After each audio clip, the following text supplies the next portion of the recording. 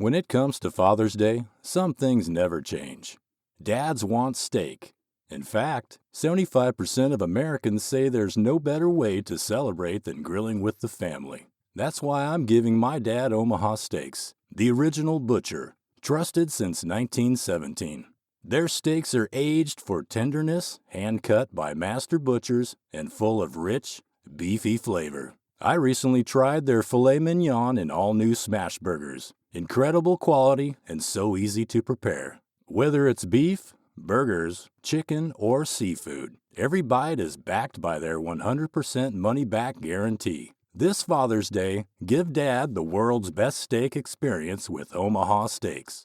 Visit omahasteaks.com for guaranteed perfect gifts that deliver legendary quality. And for an extra $35 off, use promo code FLAVOR at checkout. That's omahasteaks.com and an extra $35 off with promo code FLAVOR at checkout. See site for details. Ryan Reynolds here from Mint Mobile. I don't know if you knew this, but anyone can get the same premium wireless for $15 a month plan that I've been enjoying. It's not just for celebrities. So do like I did and have one of your assistant's assistants switch you to Mint Mobile today. I'm told it's super easy to do at mintmobile.com/switch. Upfront payment of $45 for 3-month plan, equivalent to $15 per month required. Intro rate first 3 months only, then full price plan options available. Taxes and fees extra. See full terms at mintmobile.com. Offer valid on standard browsers, U.S. only. When I heard about Date My Age, I thought, really? But there I was in my empty, quiet house, my laptop on the kitchen counter, and I typed in my name. Looking for a man between the ages of 40 to 60? Sure, why not? Date My Age is different. With verified profiles, you can feel safe and secure to explore meaningful connections with interesting and mature singles. Date My Age made it really easy. I could join and view online profiles for free. All of a sudden, my empty house wasn't so quiet anymore. I got so much attention, it just made me feel seen and alive. Date My Age helped me start a totally new chapter in my life. Find a friend, a lover, a partner at Date My Age. Get 60% off when you join at datemyage.com today. That's datemyage.com to connect with thousands of singles worldwide. datemyage.com. Hey, it's Storyworthy. Today on the show, comedian and weatherman Fritz Coleman talks about how he got his job on KNBC. My friend who worked at NBC brought his boss to see one of my shows at the Comedy Store on a Friday night. His boss being the news director at Channel 4. His name was Steve Antonetti. God rest his soul. He gave me a career.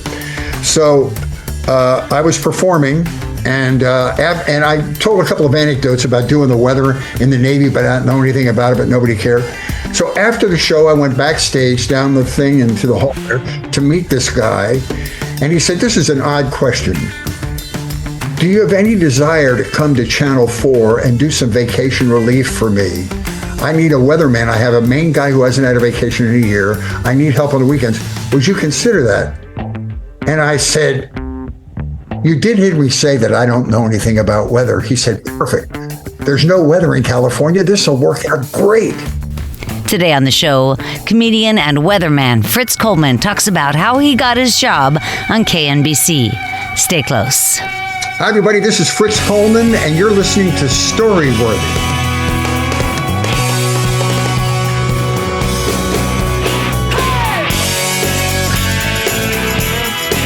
Welcome to Storyworthy. My name is Christine Blackburn, and I'm coming to you from Los Angeles, California. Whether you're a longtime fan of the show or a brand new listener, welcome to Storyworthy. Now, I know you guys have been missing me because I have been quite, what's the word, Fritz? Intermittent? No. Stagnant? No, it's... Disinterested?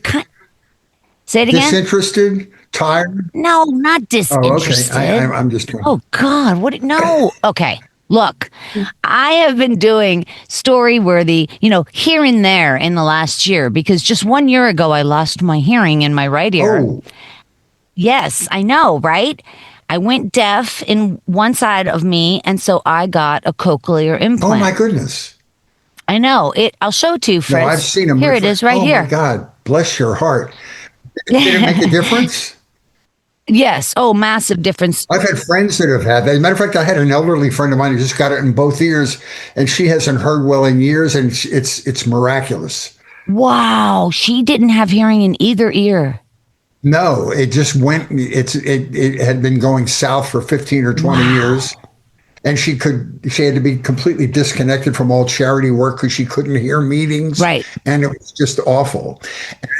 So was yours like a virus, or was it like mechanical, or what was it? They don't know. They don't think it was a virus because I went on antibiotics right away. I also went on steroids right away. Anyway, they call it sudden hearing loss, and it's when you suddenly lose your hearing.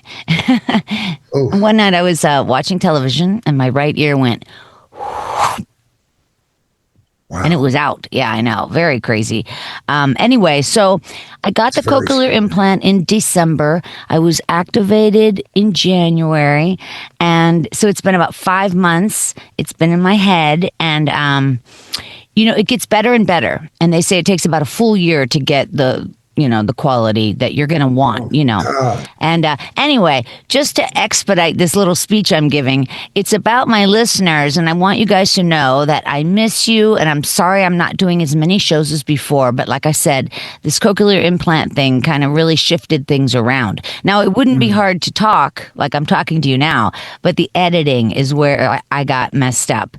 And I just had to give myself a break. So anyway, that doesn't matter. The point is, I'm here now. Now I made snarky comments, and I didn't realize what you had been through. Oh, doesn't matter. I'm teasing. It's all good. I thought you were shopping or something. The best thing about my cochlear implant, Fritz, is because I'm a comedian too. And what I did is I had a laugh track installed in the implant. So if people aren't laughing at my jokes, I don't care. It doesn't matter anymore. Yeah. Good for you. I support that. I'm hilarious. Yeah, maybe nobody else thinks it, but I do. Anyway, I'm back, and today I'm so excited, and this is one of the reasons why I came back to do this episode is because it's you, my longtime friend, and somebody I feel like I've known you for 30 years. Because you've been in my life. It's Fritz Coleman, who was an iconic weatherman in Los Angeles for, I'm going to go 40 years. Is that true? 2 weeks shy of 40 years, I retired. Wow. And it would have been a little earlier than that, but they asked me to stay on when the pandemic started because they were just starting to do broadcasts from home. Wow. And not everybody wanted to do that, and I didn't have any problem doing it. I'm a comic. I played at Drunks at 1 o'clock in the morning, so doing a broadcast from home wouldn't hurt. So I stayed on for a couple extra months. But I retired 2 weeks shy of my 40th anniversary. That is just so impressive, Fritz. And it's astonishing. It really is. And you bring forth a story today, becoming a weatherman. And it is interesting to find how people find their path and what they become. Now, you found your path pretty early in life, right? I mean, I know you're from Philadelphia, right? Right, correct. And I'm from Pittsburgh. No. Yes. Same license plate. I love Pittsburgh. Same. I went the first time I went to college before I flunked out. I had many friends from North Hills and Penn Hills and Squirrel Hill and all those places. All the hills. Pittsburgh is a beautiful place. Yeah. And they've really come out of the Rust Belt aspect of that town, the steel industry, and they're this beautiful, really reinvented town. Yeah. It's a great town. Very much so, and a lot of universities, a lot of hospitals. Yeah. But let me ask you, okay, just as long as you're talking about Pittsburgh, okay, so you're bringing forth the story becoming a weatherman, which I look forward to. But let me ask you, there would be a massive difference in doing weather in Pittsburgh and weather in LA, correct? Yes, because there's weather in Pittsburgh and not in LA. That's part of the irony of my employment, actually. I know. That's what I think, too, because you're a comedian. You're a writer. And then do you think of yourself as a newsman? No. Right? No, I was a weather person. I'm not a journalist. I wasn't a journalist. I'm not even a meteorologist. I'm a BS artist. I got hired to do the weather, and it's part of the story that I'll tell you, because I was a comic. I was working at the Comedy Store, and I had done weather earlier in my career. I was in the Navy for 4 years, and when I was in the Navy, I worked for Armed Forces Radio and Television. Wow. And part of my responsibilities working for Armed Forces Radio and Television were to do newscasts and radio shows and all that, weather and everything. You did whatever they told you to do. And I was asked to do the weather. But the thing was, I didn't know anything about weather. But the Navy didn't seem to care. They just it was all about presentation. The beautiful thing about the Navy was it was my first job in broadcasting. But when you're in the military, it doesn't matter how bad you are at the job, as long as you do it enthusiastically and show up with shine shoes and are respectful to your superiors, you don't get fired. So what a gift to have your first job and not ever be under the threat of being fired. So I learned a lot. Anyway, that's the predicate for my whole experience. Well, I want to ask you about that, because now you're talking about Vietnam era.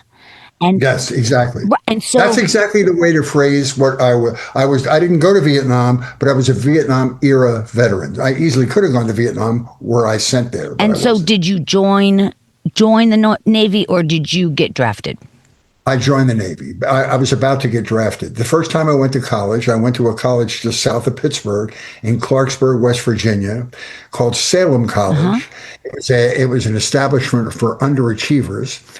And I went there for 2 years and flunked out. And this was during the draft. And this is at a time when if you drop below a C average in college, you lost your college deferment and made you susceptible to the draft. Wait, why did you drop out? I mean, what happened? Because I flunked out. But why? Why? Because I didn't do my work. Because the drinking age in West Virginia was 18 years old. Yeah. I was way immature, and I was wasting my parents' money and wasting my time and had no reason to be on the planet. Yeah. So, man, that is crazy how things happen, right? I know. God. And I put my parents through so many changes. Yeah. I wish they were still around so I could apologize to them. But anyway. So you joined the Navy. Well, here's what happened. So I dropped below a C average. And back during the draft, if you drop below a C average, you lost your deferment. Yeah. So I got my letter from the Defense Department. We'd love to consider you for employment. Come on in for a physical. So I went down to get a physical at 401 North Broad Street in Philadelphia. And there was a whole line of recruiters there, Army, Navy, Air Force, Marine, Coast Guard. And there was a whisper campaign in this line that if you got drafted in the Army now, you were going to Vietnam. Wow. And I thought, I want to serve my country. I had no problem with serving my country. I love my country. I would rather do it in a way not involving a gun. So I picked up my clothes and I walked to the Navy recruiting desk in this long line of recruiters, and I signed up. Wow. And to this day, it's the single best decision I ever made in my life. Yeah. I went in, I worked for Armed Forces Television. I was on an aircraft carrier for 3.5 years. I did 2 Mediterranean cruises with the 6th Fleet. So I got to see Europe for 2 10-month cruises. Wow. I learned to ski in the Alps. For Armed Forces Network, I covered the Grand Prix at Monaco. Wow. I went to Cannes, France. I mean, and the irony of this going on while on the other side of the world was the Vietnam War, to say I was lucky doesn't even begin to describe wow. it. So that is it was an amazing experience. Yeah. So interesting that you know, that's pretty smart at that age to start thinking like, okay, wait, if they draft me, it might not be good. But if I go on my own, maybe I can become an officer. Did you ever think that? Or no, you had to go to college? I was not an officer. No, I was very low ranked. I was in E3 and I worked at public affairs on this ship. Yeah. And I volunteered to work for Armed Forces Television. So every day I would do a radio show in the morning from 6 to 10 o'clock. Then I would do a newscast in the evening. I would anchor the news. And if there was somebody outranked me and did the anchoring, I did the weather. So I literally learned my career in the Navy. Wow. And when I got out of the Navy, I was out of the Navy for 1 day and I got my job in radio. I became a DJ for 15 years. Fritz, that's unbelievable. It's crazy. It is crazy. I'm serious. And then we're going to keep moving on here, but when did you become a comedian or when did you get on stage? Oh, in one of my radio jobs, post-Navy, I was at a fairly successful radio station in Buffalo, New York. And in those days in radio, it was very different than it is now. You usually got jobs emceeing in nightclubs, like spinning records and doing wet t-shirt contests and all that stupid stuff.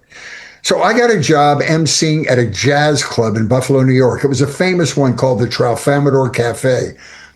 Lots of famous jazz musicians, Sarah Vaughan, Spyro Gyra, Weather Report, they all played at this place. So when you were the MC at a jazz club, the show was scheduled to start at 8:00, but jazz players are on their own schedule.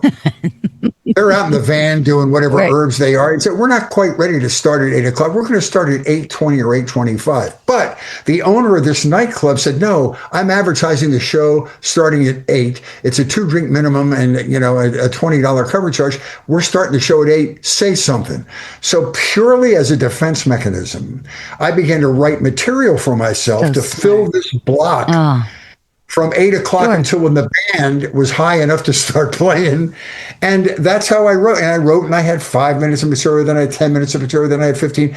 And I became smitten with being a stand-up. Yeah. And this was like 1976, 77. This is when, in order to make it in stand-up, you had to come to the Comedy Store. Yeah. Because all the comics, Letterman and Leno and George Miller and all these guys were talking about going to the Comedy Store, Freddie Prinze. So I said, well, I'm going to the Comedy Store. I'm going to try it. So I came out here and I slept on a woman's floor. I'd done commercials with this woman back in Buffalo, and she allowed me to sleep on the floor in her apartment in LA for a while. And I went to the Comedy Store my first night, and you as a performer will appreciate the harrowing experience this was. So I paid and I just went in. I said, here I am at the Comedy Store. It's like Mecca. And on the show that night was Gary Shandling preparing for his first Tonight Show, Jimmy Walker, Billy Crystal doing his great Muhammad Ali impersonation, and Charles Fleischer. I don't know if you ever worked with Charles. No, I didn't. A brilliant, undiscovered, brilliant genius of a comedian. And when I saw all these guys perform and blow the roof off this place, I was so deflated. I said, whatever made me think? Yeah. I had the chops to come to LA. I was so underprepared to be here. Mm-hmm. And I thought, well, what am I going to do? I'm not good enough to work with these people. I said, I'll stay here until my money runs out. I had like $8,000. Mm-hmm. And then I'll go home with my tail between my legs and I'll apologize for the false alarm. And just by a stroke of luck, I got a job at a radio station in LA, KZLA, which used to be a country radio station. I knew nothing about country music, but I would just back sell records. And I spent the time between records writing jokes for Joan Rivers for $10 a piece. How much a piece? $10 a piece. Oh my God. And when she would buy a joke from you, she would send you like a 15-page legal document that really costs more than the amount you were making on the joke. So funny. But anyway, so and I stayed in town because I had that job, and I did all the open mics. I did the Comedy Store open mic on Monday night. I did the improv open mic. Yeah. And then I got I became a paid regular. Mitzi paid You're me. on the wall. I was on the wall, and I was getting like 2 or 3 spots a week. And one time in 1982. My friend who worked at NBC brought his boss to see one of my shows at the Comedy Store on a Friday night. His boss being the news director at Channel 4. His name was Steve Antonetti. God rest his soul. Sure. He gave me my career. So I was performing, and I told a couple of anecdotes about doing the weather in the Navy, but I didn't know anything about it, but nobody cared. So after the show, I went backstage down the thing into the hall there to meet this guy. And he said, this is an odd question. Do you have any desire to come to Channel 4 and do some vacation relief for me? I need a weatherman. I have a main guy who hasn't had a vacation in a year. I need help on the weekends. Would you consider that? And I said, you did hear me say that I don't know anything about weather. He said, perfect. There's no weather in California. This will work out great. Right. And I almost passed out. I was making $25 a second. You are... No, it's You're crazy. So fortunate. So I did vacation relief for 2 years. Yeah. And then I got bumped up to the main weather person, and I was there for 40 years. And I tell people it was the greatest stroke of show business luck. since that woman was discovered at Schwab's Pharmacy in the 40s. Especially being the weatherman, because weathermen, obviously, or weather people, they get to be like, they have some levity to them. They don't ever have to talk about a war. 100%. They only talk about, No. it's also silly, and then they have all these fancy graphics. It's so funny, but people love it. Yes. You put your finger right on it. I always said that my responsibility as a weatherman was to be the palate cleanser There between you the go. tragedy and the sports. And it was the only non-threatening part of the newscast. It really was. And those are the days when the evening news was almost like the morning news is now, where it was very familial, and we all talked and we laughed and we told a couple of jokes and, oh yes, here's the news. Different. So it was different. It was totally different. And I mean, Sure, now you have to be a meteorologist. And, You were more of a personality. No, precisely. And I am the beneficiary of an astonishing amount of good luck. Yeah, well, I'm so happy for you. Now, I have to mention this, and then we're going to get right over to your story. You guys, Fritz Coleman has a one-person show called Unassisted Residency, and it's the longest-running solo show at the theater in North Hollywood called the El Portal Theater. It's an iconic theater. El Portal. I have band practice on Saturdays right beside there. It's called AMP, the studios. Oh, it's a coffee shop. And wow. That's a cool little place. They're trying really hard to be like WeHo. So great. But they're still just No, it's great. Yeah. It's great over there. Anyway, Unassisted Residency. It's your 1-hour solo show. And it's comedy. It's stand-up. Right? It's yes. I do this thing called single topic monologues. And I started this about 20 years ago, where I write a show about one topic. The first one I did was called It's Me, Dad, which was about being a father in a divorce. And I talked to my two sons. My second one was about divorce, called The Reception. My third one was called Tonight at 11, which is about the news. The fourth one was called Defying Gravity, which was my first one about being old, or becoming old and being scared about it. This one's called Unassisted Living, which is now I'm old and I'm just talking about the common experience of getting old. Yes, it's called, I'm so sorry, because I think I called it something else. It's called Unassisted. No, that's how they bill it at the theater, unassisted residency, because I have a residency there once a month. But unassisted living. That makes more sense, because there's assisted living and then you're unassisted. That's super funny. But you just mentioned like 4 or 5 shows. Those are 1 hour a piece, right? I mean, you're talking about over that, like an hour and a half. Massive amount of material. Fritz, come on. It's hard. But I mean, you're a comic. I'll tell you, 50% of the joy in being a comedian for me is writing the material. And see, I don't have a laugh track in my cochlear implant, so I just have to assume that what I'm writing at home is funny, and I'm praying it Amazing. is. And so I get out and I try it out. But I love the writing. I love the whole creative process. And I think our jobs as comics has never been more important than it is right now. I do no politics.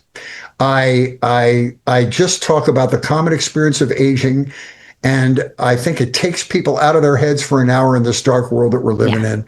And I'm having so much fun. Unassisted living. I love it. It's over at the El Portal Theater here in Los Angeles. And it's going to run 4 times this summer. Is that right? That's correct. And starting yesterday, we're doing a 2-for-1 deal. If you buy 1 ticket, you get a second one for free.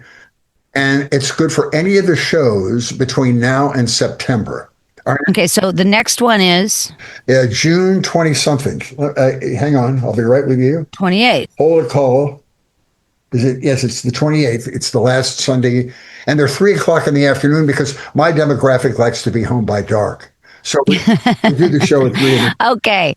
Well, listen, you guys, Fritz Coleman is iconic. You're so damn likable. You really are. And I wanted to remind you guys, we're playing Story Smash this Friday night at the Lyric Hyperion. Come on down to Story Smash. We have Danny Zucker, Blaine Capatch, and Sandra Sing Low. Come on by, Fritz. It's a game show. I know her from the PBS days. She's so wonderful. Oh, yeah. That'll be She's one of the most talented people I've ever met. Yeah. Anyway, you guys, Story Smash. It's a storytelling game show that we've been doing here in LA for like 13 years. You should come. I will come. It's Friday night. I love that. It's at 7:30. And you can go over to storysmashshow.com and you'll get tickets. Storysmashshow.com or over at Eventbrite, either one. All right, you guys, you can always check out storyworthypodcast.com as well. Of course, everything's always there. And don't forget, Unassisted Living with Fritz Coleman is over at the El Portal. So wherever you are, you guys, put your hands together for the very talented Fritz Coleman. Yay! Thank you, me. So I was working at the Comedy Store in 1982, and my friend that worked at NBC, worked in the news department, brought his boss and his boss's wife to see me do a show on a Friday night Right. at the Comedy Store. So I do a set, and on the show, I talk about having worked for Armed Forces radio and TV in the Navy, and being forced to do the weather, but not knowing anything about it. But the United States Navy didn't care. As long as I was sharply dressed and my shoes were shined and I was respectful to the senior officers, just do the weather. Nobody cares what it's like. You're in the middle of the ocean. Nobody cares. So I had a couple of anecdotes in my set about that. And after the show was over, I went backstage at the Comedy Store to meet this gentleman, this news director. And he said, "This is a very odd question, Fritz Coleman. Do you have any desire to come to Channel 4?" Right. And do his when people are on vacation. Do vacation relief. I need some help. And I said, "You did hear me say I don't know anything about weather, correct?" And he said, "Perfect. There's no weather in California. This will be fantastic." And I only thought about it for literally a nanosecond because I was making $25 a set at the Comedy Store. I said, right. "When do you want me to start? And can I please carry your wife to the car for you? Anything." So I had to audition. I got the job. I did vacation relief for 2 years. Wait, what was the audition? The audition was I had to stand in front of a green screen and fake a newscast, fake a weather forecast. And, if you're not well versed in the green screen, it's very odd because you don't know where to point. I'm going over here in Pacoima. There's a bit of a marine layer. And I just faked my way through. But he saw something and he hired me. Now, do you think you got hired on personality? No, that's all I got hired for. I had no knowledge of weather. I'm not a meteorologist. I'm a BS artist. I had no knowledge. There are only 5 repetitive weather patterns in Southern California: morning clouds and fog, hazy afternoon sun, offshore winds, onshore winds, coastal eddy, offshore flow. That's it. And so your job as a weatherman is to just do the same, go morning clouds and fog, hazy afternoon sun, every day from April to October, like you've never said it before. It's a sales job. Did you do surf reports? Yes, for a while. And then the surf community got their own website. That guy's name is Sean something or other, and he built a big business, so we stopped doing it. We used to do surf and ski reports, and then we don't do them because now they have their own websites. So what I want to know, over this 40 years, you have seen people come and go, newscasters going on to other places, people retiring, somebody passes away, but you are a constant. It's really an interesting thing that happens. When you're on a newscast for 40 years, 30 or 40 years, and you come on at the same time every day. On the 5 o'clock news, I would come on at 18 minutes after 5. You're like the continuity of people's lives. And they tune in and say, "Well, Fritz is still there. I must be still alive. Let me check my pulse." It's like you are the continuity of their lives. And there's and because the news breaks the fourth wall, that is, you're looking at the camera and you're setting up this fake intimacy, this fake eye contact with the viewers, it really establishes a relationship with them. And over time, that becomes very important. I don't take it lightly. And people come up to you and say, "God, I named my parakeet after you." Or "I had my child, I was in labor while you were doing your 6 o'clock news." Yeah, that's why I feel like I've known you forever. it really is. It's a privilege. It's really incredible. So were there days, where the anchors get pissed off at each other? Was there fighting? Was all of it? Yeah, that must be Wednesday. Yeah. So the drama must have been wild. Well, I won't be specific, but I will say that in the local news business, we ran into egos bigger than the biggest movie star in Hollywood, because an ego expands to fill the space it's given, and they're all treated like royalty. And not all of them, but it's very funny. Do they get makeup? Yes. What there's makeup and hair Not anymore. on the anchors? Ever since the pandemic, they did away with the real makeup. I think some stations still have it, but we had a full makeup department, 2 makeup artists and hair and all that stuff. Yeah. And it was Isn't it true that, like you said, there used to be 4 people would go out on a site, on a what do you call it? On a story, a story, right? Mm-hmm. So you got somebody driving, a cameraman, a sound man, and then you have the talent, and there's 4 people. And now there's one person drives by themselves to Big Bear, does a story about the Eagles, like on a tripod, 100%. drives back You're so down the right. hill, You're so right. goes in, and they edit the package. They edit it themselves. They edit their story on a laptop and they feed the story via the internet back to the station. So the job of 4 people is conflated into one person. That's exactly, you perfectly described the business. And you know what's even funnier? I've thought about, the guys in the helicopter. Oh, yeah. Those guys, they're flying the plane. They're talking to air traffic control. They're on the air. And they're watching for traffic or whatever. Yeah. Well, that used to be the case. Anymore, because of FAA regulations, you can't be the guy that flies and the guy that does the story anymore. Back in the days when they had Bob Petty, who was our guy, and Bob Turr, who was a guy at Channel 2, very famous helicopter guys, they flew and did their own stories. But it was dangerous because now... That's what I mean. Yeah, I think so too. For freeway chases, you could have 15 helicopters up there. You have law enforcement, you have all the media helicopters. It's like this swarm of helicopters. It's very dangerous. So now you usually have a reporter doing the story with a pilot flying the chopper. And as the weatherman, did you ever leave the studio? Oh yeah. My favorite thing was to do live shots, because you go out and you would say, okay, it's the Pumpkin Festival in Pacoima, and you would go do that because you got to talk to people and you were out in the environment. Nice. And that was my favorite thing to do. After a while, for all the reasons you mentioned and the expense of doing a newscast, now they stopped doing that. They can't afford to send the weather guy out. And weather's gotten so competitive because of climate change now. Now they're taking it really seriously. Oh, yeah. I didn't even think about that. Once you started doing the weather on NBC, it was Channel 4, yes, NBC. Did you then think, this is sort of interesting? And then you started looking into meteorology? Or I love my job. I love my job, and the weather was secondary. I love the communicating. I love just warming up to people at the same time every day. And if there's not any horrible news either before or after the weather forecast, if I could slide a line in there and just make people smile, I felt like I did my job. The weather was secondary to me. I just was a ham. I enjoyed the performance aspect of it. Yeah. Oh, you're just so darn likable, and so are you. It was you're sweet, but it was really as a watcher or as a viewer. It was a delight, to see you. Were you and born have and raised in Southern California? Consistency. No, like I said, I'm from Pittsburgh. Oh, that's right. Yeah. That's on the other side of the state. What exit were you born on? I don't know. I was I think the easternmost exit of the Pennsylvania Turnpike around Valley Forge was where it ended. Yeah. Right there. That's what. You're probably around exit 24, 25. Wow, you're good.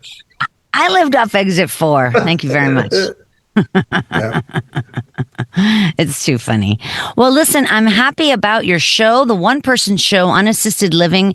It's over at the El Portal Theater on Lankershim in North Hollywood. Very easy to get to. And I'm coming. I'll tell you that. I hope you will come, because I want to give you a hug for being so nice. And you're so cute. And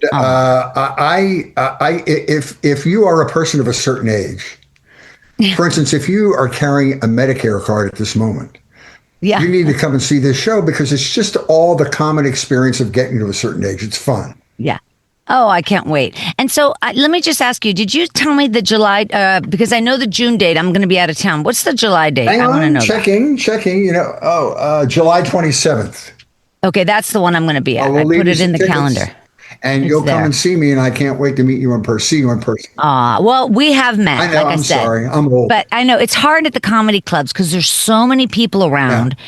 And you say hi, but everybody's looking over the shoulder of the next person. It gets crazy, but it's fun, isn't it? It's the best. It's the best. I absolutely love doing stand-up. It's like all I want to do. I know. It's I'll addictive. bet you're good. You have a great personality, and I think and I'm sure you talk to millions of young comedians, but I always say that 50% of it is the audience's perception of you even before you open your mouth. Are you having a good time? Do you have a good personality? And then the material is almost secondary. I agree. All right, you guys. Thank you so much for listening to Storyworthy. I really appreciate it. Don't forget to check out Unassisted Living over at the El Portal Theater in North Hollywood. And always go over to storyworthypodcast.com for what's going on. And don't forget Story Smash Friday night, this Friday night. I'll meet you then, Fritz, at the Lyric Hyperion. Oh my gosh, it's so fun. It's such a fun show. Starts at 7:30, over by 9 o'clock. What's the website to get tickets again? That's at storysmashshow.com. Okay. Fritz Coleman, you are such a delight. You too, darling. Great to talk with you. Thank you so much for the chance to talk about the show. Really great. Really great. All right, you guys. Thank you so much for tuning in. And on behalf of the very talented Fritz Coleman, thank you. You say thank you. Thank you. My name is Christine Blackburn saying, make it a story-worthy week.